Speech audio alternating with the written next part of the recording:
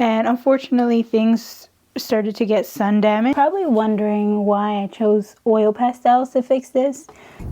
Mini car art haul.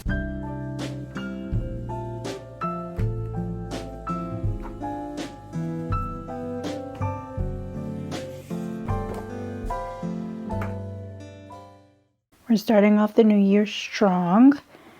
I am preparing for a show and I'm super excited. So this particular painting here, I've had for a while. 2 years ago actually, I painted it 2022. A very prolific time in my art life. And I'm actually varnishing it. I had it up in my kitchen for a while. And unfortunately things started to get sun damage, but the varnish brought the colors right back to life. So that's so exciting. So I'm going to go ahead and varnish the rest of these and get them framed and prepared for my show.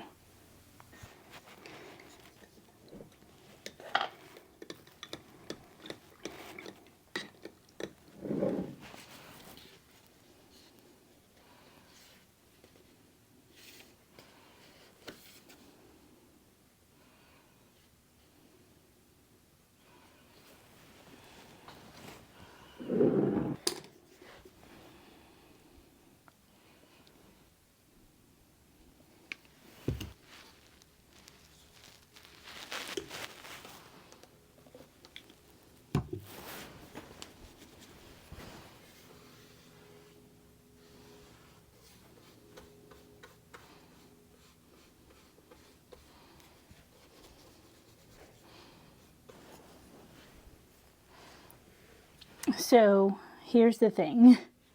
Sometimes varnish can totally ruin your painting. Good thing this was something that I wasn't too precious about, but it's not completely ruined. I'm gonna try to save it with a brush and see what happens. Worst case scenario, this was actually just a this was just a sample.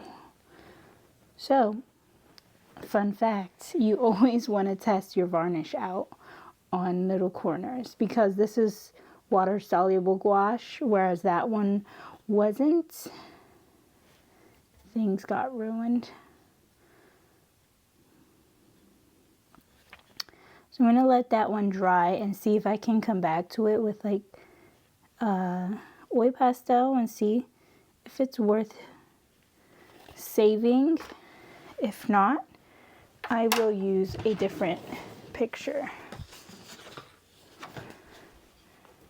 Boom, and just like that, it's fixed. I'm not too precious about these smaller ones. This was actually just like a trial that I worked on for a larger series. Same with this one. This was actually a trial. So because I know that varnish damaged this a bit, I'm going to leave these be. This one's actually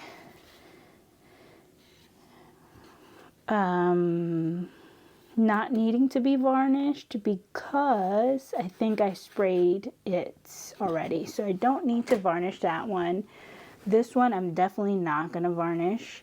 This one I had to varnish because it needed some vibrancy, but I guess because this one's been done for years and years, the varnish was able to stick well. So I need to do another coat. There's some patchy things going on here, but now that we've seen what not to do when varnishing, let's add a second coat to this one and frame these. So I usually don't varnish my paintings, but when I saw that this one was fading in the sun, I wanted to test it out to see if it would come back to life, and it did.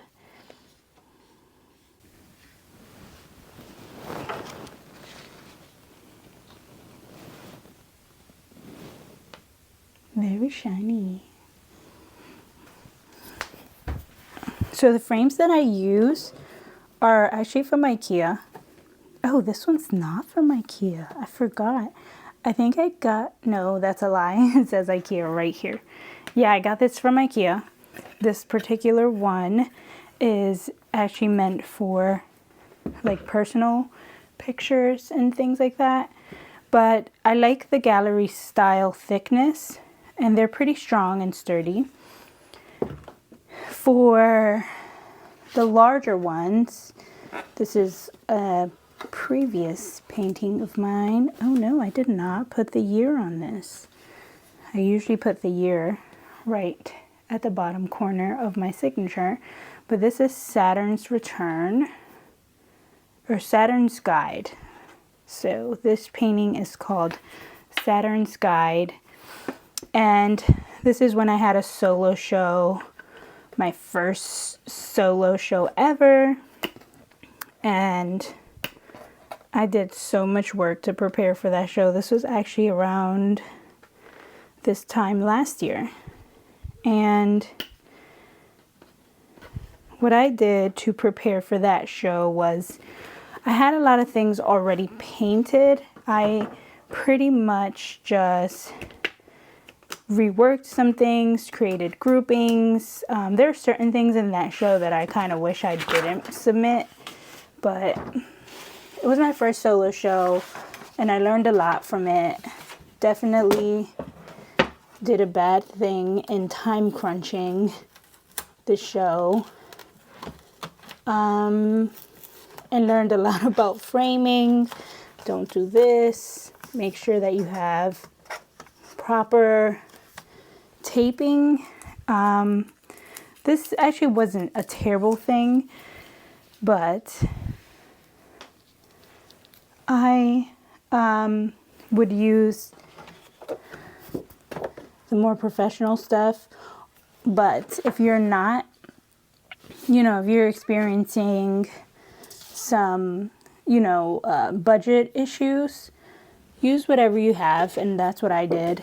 I used whatever I had. So when I frame, I usually try to line things up. I usually make sure my signature is showing. These mats I actually cut myself, and they weren't the best. I'm definitely not a professional framer. I was trying to sell that for $20. Way underpriced. Way underpriced.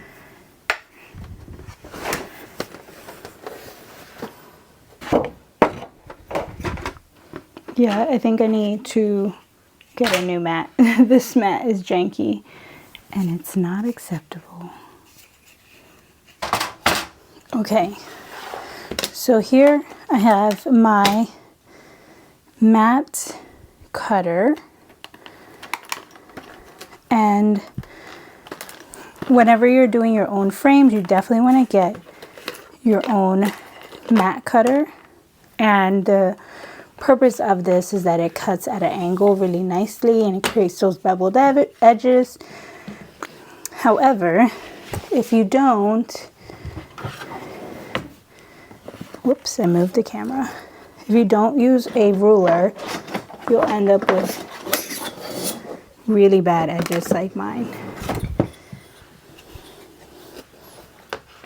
So I was able to find a better mat that I didn't have to recut. I just aligned some of the edges and cleaned a couple things up, and I actually did not go with the beveled portion. Okay, that took forever for one frame. Oh, here are my other blades.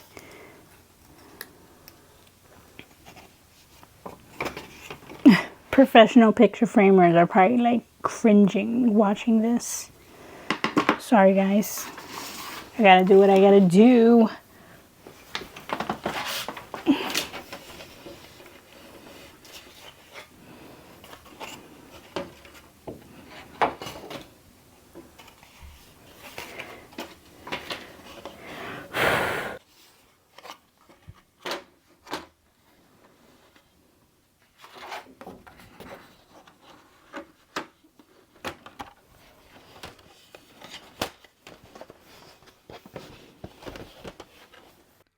So the reason I didn't use the initial matte frame that was inside of the IKEA frame is because the image is a larger size.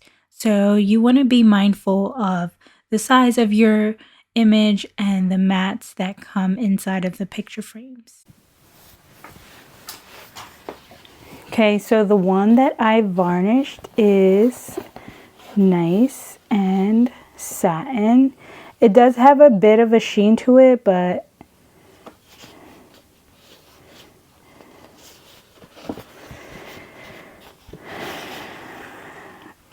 I think I'm going to let it dry just a little bit more, but let me try to round it out. Here is one of the washi tapes that I used to use, the Artex. Very strong, and I appreciate it. However, you have to be very careful because it does rip the paper. I actually wanted to use this Artex washi tape because how strong it is, but I don't want to rip the paper.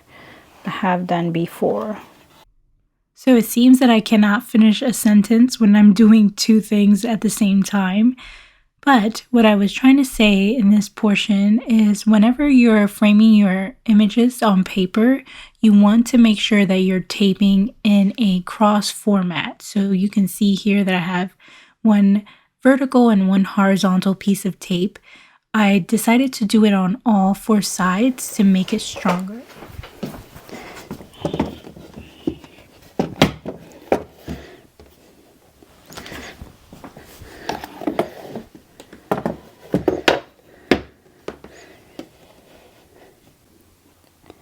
Okay, all that's left to do is see if the images work together. So they didn't specify how many pictures to bring, so I'm bringing 4.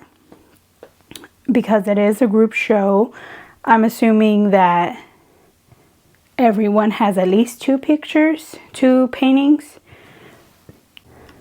So for the most part, these are very recent. This is from 2023. This is the only one that's 2022. This one also 23. Yeah, so these are all this pretty recent. So that's also good. All right, so things are ready to go. I will have to take these tomorrow because today is New Year's Day. Happy New Year. And see what they say. Do they want 1 painting? Do they want all 4?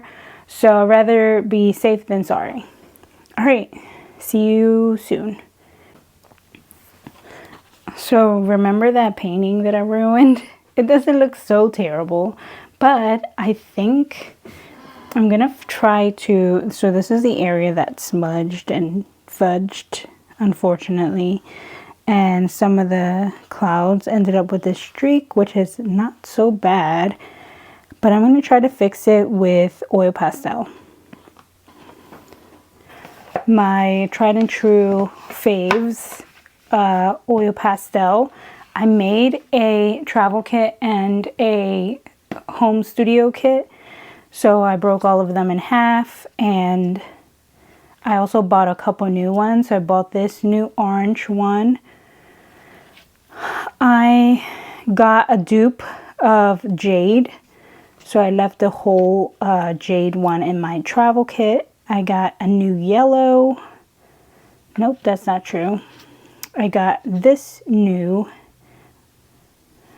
I can't even remember which ones I bought new because I moved things around. And you're probably wondering why I chose oil pastels to fix this. One, because the gouache that I use is water-based medium. 2, the satin varnish that I use is water-based, and oil can sit right on top of that. And I'll show you another way that I varnish oil pastel. Also, 3 is because the mess up looked like oil pastel texture-wise, so it just made sense for it to be oil pastel. And also, why not?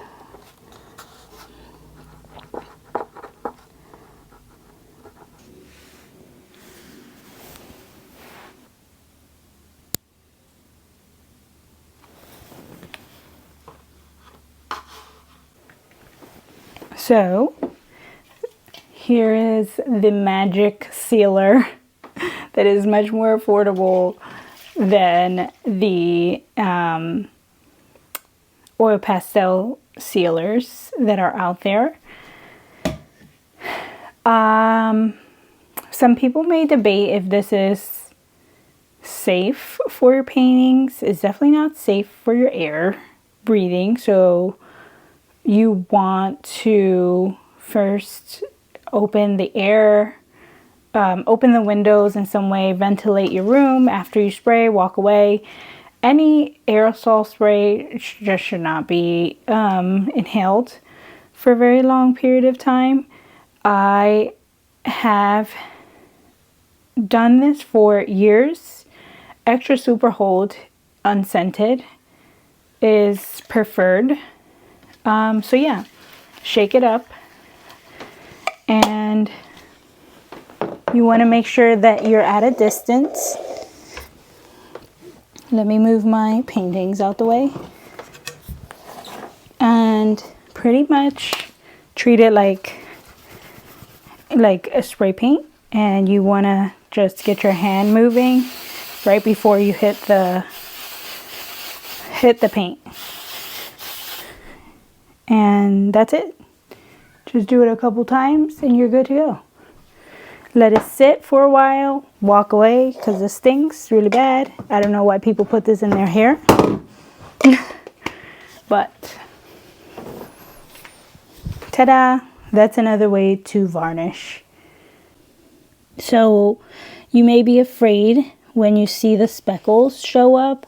Don't be, just let it dry. Just let it be. It will solidify.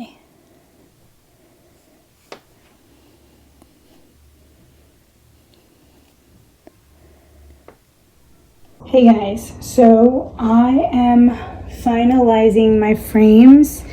I am just cleaning things off. I also made sure that I had each of the images scanned and saved in my footage, in my archives. You definitely want to make sure you do that. So this particular picture frame I've had hanging in my kitchen, and I noticed a lot of dust and grease. So if it doesn't clean up too well, I'm definitely gonna have to switch it out. But I'm gonna be doing this for a bit, and then I'm gonna head over to drop them off.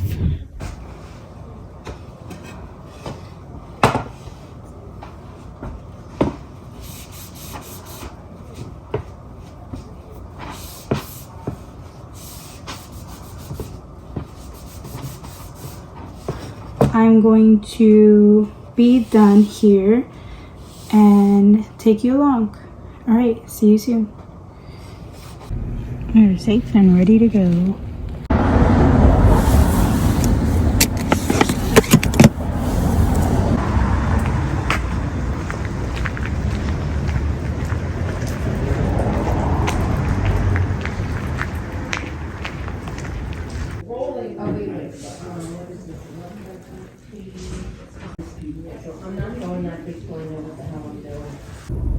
Just dropped off the paintings. Super exciting. I love this art shop.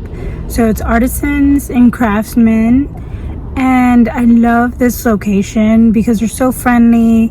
They really get to know their artists, and of course they have tons of art supplies, so I had to purchase a couple things, and I'm so excited. So let's show you a quick mini car art haul. So I purchased this jumbo art oil pastel crayons. I got a set of earrings, one Posca pen, some cold press paper and some mixed media paper.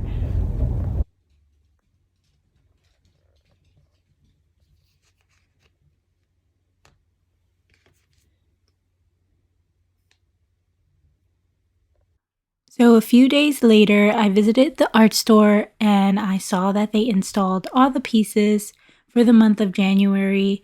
There are my pieces against all these beautiful artists. Definitely support your local art store and check out if they do any mini shows or if they have any mini installation opportunities. I hope you enjoyed this video. Definitely like and subscribe, and I'll see you in the next one.